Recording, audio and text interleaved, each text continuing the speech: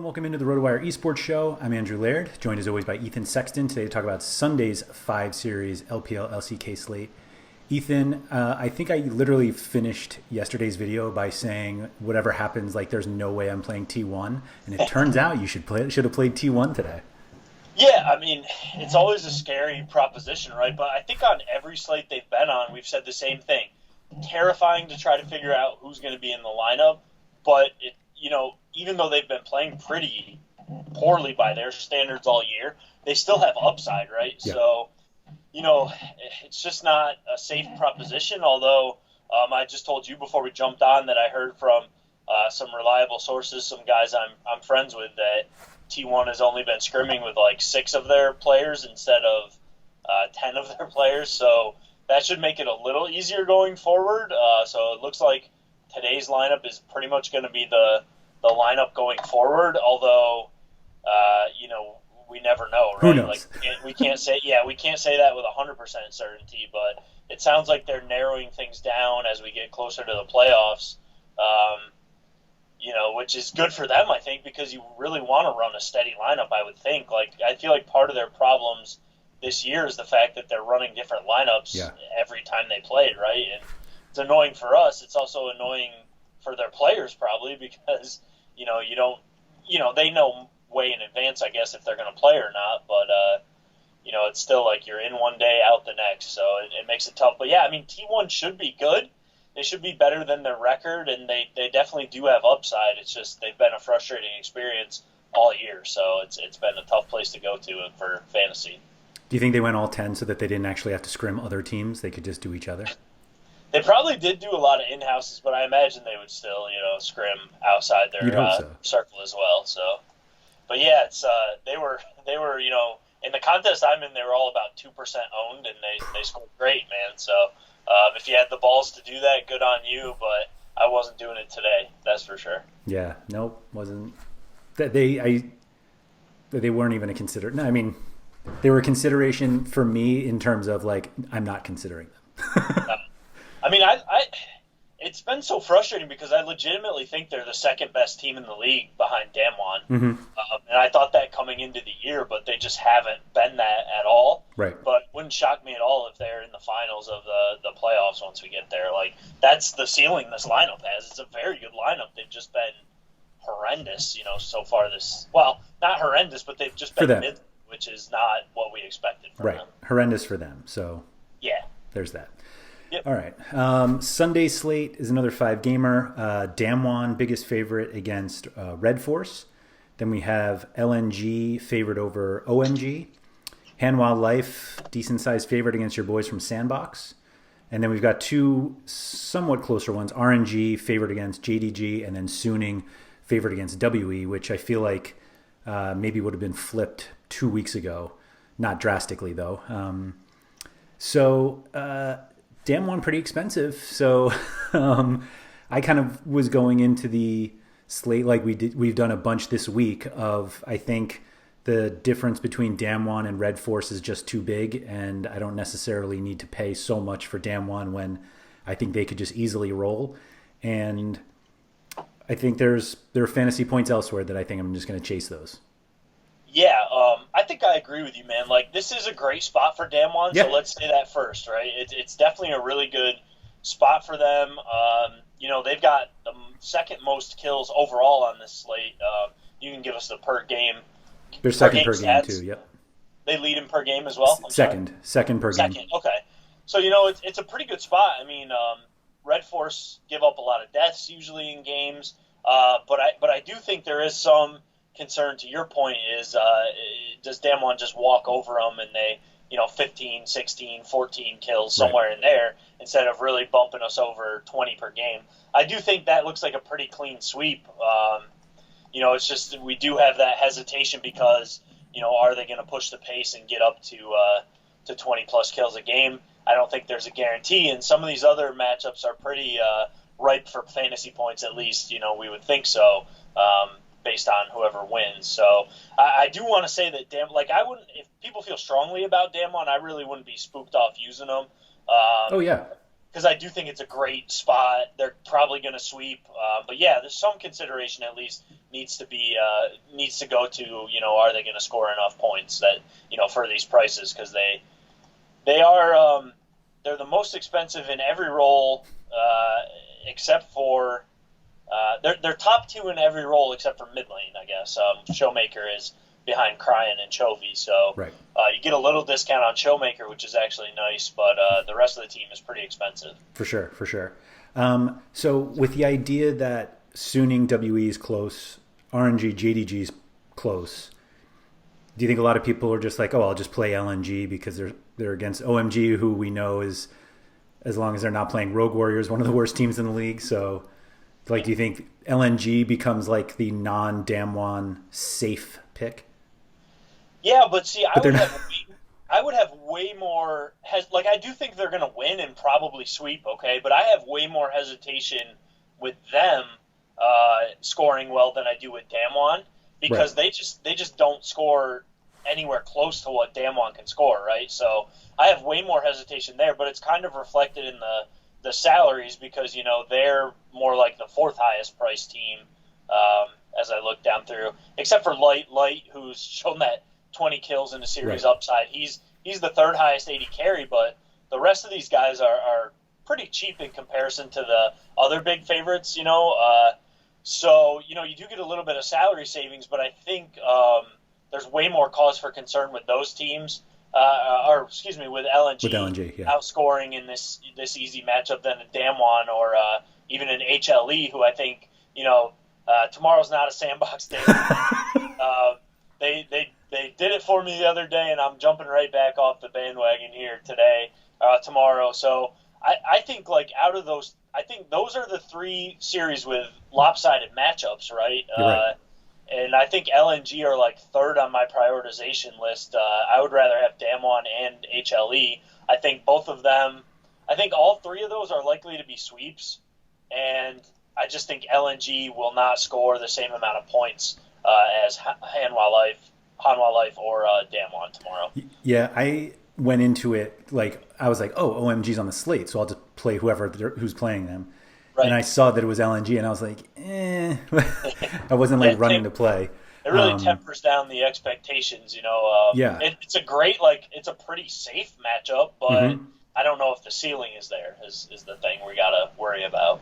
Yeah, I love HLE in this spot. Which, I actually feel bad about it. Yep. Talking to you about how much I like a team against Sandbox, but it's all right, man. It's all right. We got our money's worth out of Sandbox the other day, and I'm a realist. I'm not. They did me dirty for 7 weeks, so right. But you lasted. That's all that matters. You lasted until they finally came good. That's right. So yeah, I think HLE is probably the most realistic second best favorite. I think I agree with you. I think they're ahead of LNG just in terms of even if both win, I just have much more confidence that HLE will be able to outscore LNG easily. Me too, man, for sure. The only thing with LNG, like I said, is we look at the salaries, and Chovy is the most expensive mid laner on the entire slate, and I'm not saying that's wrong because he's awesome, but you do get some decent salary savings by using LNG, but what can you pair him with that salary savings? Can you get enough upside? Maybe you can, because there's a couple good teams that are priced as underdogs in these last 2 matchups that we're going to talk about. So maybe you can, but I don't know if the salary savings is going to result in lineups, that really produce the fantasy points. I'm not sure. Yeah. It's just, I think, it's baked into their salary that they have the lower ceiling is basically what it is. Sure. Although, I mean, compared to Damwon, the HLE prices, for the most part, are pretty good, other than Chovy, like you said. Yep. So, is any of the matchups, Suning, WE, RNG, JDG, does one seem more, I don't even want to call it lopsided, but do you think the separation in teams is bigger in one series versus the other? Not really. I think RNG deserve to be fairly heavy favorites over JDG, but would it be a shock to anyone if JDG win the series? No, because we think JDG are still, one of the better teams in the league. They just haven't been as good as RNG this year. So right. The way I'm looking at that series, though, is I think it's going to be great for the neutral. Like it's going to be a good one to watch probably. But I think that if RNG win, they can score pretty well and be in contention for highest scoring team on the slate. But I think if JDG win, they won't be that highly. Mm-hmm. It won't be that highly scoring. Is kind of how I'm looking at that one. Okay. Now you do get pretty good salary savings with JDG. Like sure they're the do. second cheapest on the slate in most of these roles. Yeah. Second or third cheapest, and they're obviously still a really good team that definitely have a chance to win here tomorrow. It's not like this is OMG or Rogue Warriors. This is a really good team. Sure. But they're priced down there with Red Force and Sandbox. So, I couldn't fault anyone for going with JDG, and then you can easily fit like Hanwha Life or Damwon if you want to go the JDG route. Yep. I'm just not sure that JDG have the same upside in a win as these other teams that we expect to win. Maybe they could outscore LNG, which seems weird, but LNG are probably going to get the games not played bonus. I'm not sure JDG will. They could. I'm not sure that they will. It doesn't seem as safe for sure. So you get nice salary savings, and maybe, at the end of the day, if you can long stack one of these big favorites with upside, maybe you just need a short stack from JDG, and if they win, it's enough, right? So I think if you want to go that route, it's really not a crazy way to think about it. RNG have been pretty great this year, though, so I would give RNG, and obviously they're favored for a reason. I mean, I think they'll probably win the series, but certainly wouldn't be a surprise if JDG could take them down tomorrow. Yeah, it's interesting what you said about how if JDG wins, then you're not expecting them to be that high scoring. Because I felt the same way. Like if Suning or WE wins, like I think they're going to be a high scoring. And not to say that I think both of these series, like you probably would expect it to be 2-1. Like I think, but it's one of those that like if they happen to sweep, then you're not like shocked that WE swept Suning or vice versa. But it does seem like that series, whoever wins that series, could really score, and I just don't get the same feeling from JDG. I could see RNG scoring really well, but I wonder, like I could see myself basically trying to find some sort of long stack and then just try to play one lineup with a Suning short stack and another with a WE short stack and just hope for the best. Yeah. Yep. I'm with you on that. I think that Suning WE series has a lot of fantasy upside, man. Should be a pretty explosive series. When I first looked, or before I opened DraftKings, I just looked at who was on the slate for tomorrow. I was like, oh man, I'm going to be all over Suning because I thought they might be priced as the underdog. I mean, they're priced, Suning and WE are priced within a couple $100 of each other. It's a close series, but yeah, I expected Suning to be the underdogs, although I think it makes sense. They've been a little better in this recent time period than WB. So I'm kind of leaning Suning for that one, but really I feel the same way about that one as I kind of do about JDG RNG, where you're not really going to be shocked whichever side wins, right? Yeah. But I do agree with you that I think that series has some good fantasy potential for the winner. Where like if JDG wins, I think they would get outscored by the winner in that series, if that makes sense. Yep. I see, based on the pricing of those two games, basically, I'm really not seeing any reason, even from a leverage standpoint, to play Red Force or OMG. No, me either. I just think, we talk about it a lot on these 5-gamers. Like, you can get leverage by being on less chalky or chalk teams. You know what I mean? Like, that, I guess that didn't really make much sense. But, like, if we think, Damwon are going to be super high owned tomorrow, you don't have to play Red Force to get the leverage. You just don't play Damwon, right? And you hope one of these other teams outscores them. I think on, like, a 2-game slate, you get that direct leverage by playing the team playing the biggest favorite. But it's only 4 teams, right? We got 10 teams on this slate. So I think you would need way too much to go right to play Red Force or OMG. Like, not only do you need them to win, you need them to smash. Yeah. And I think the odds of both of those things happening are pretty bad. I think the odds of them winning a game in their series is pretty bad, honestly. Yes. So, yeah, I wouldn't go to either of those teams unless you really feel strongly about them. Go for it, but I cannot recommend that. I don't know if it's the past slates saying this to me, but I actually think Sandbox could be decent leverage. I think with the way that Hanwha is priced and they're clearly favored, I think like I wouldn't be surprised if they end up being more popular than LNG and maybe as popular as Damwon, just because the Damwon prices are so high for most of the guys that you have to find an underdog. I don't know. Maybe I'm just giving Sandbox a little too much credit. I think what's happening here is I've worn you down over the past 8 weeks, man, and you're finally, you're ready to get on the Sandbox train with me, even though they're pretty, they've really hurt us a lot this season, all right? So here's what I'll say about Sandbox tomorrow. I do not expect, I'm the Sandbox guy, all right? So I do not expect Sandbox to win, okay? I think Hanwha Life will win. I think they'll probably sweep Sandbox. But I would have said the same thing last week when Sandbox played Gen G, okay? And we know how that turned out. Sandbox got the shock sweep.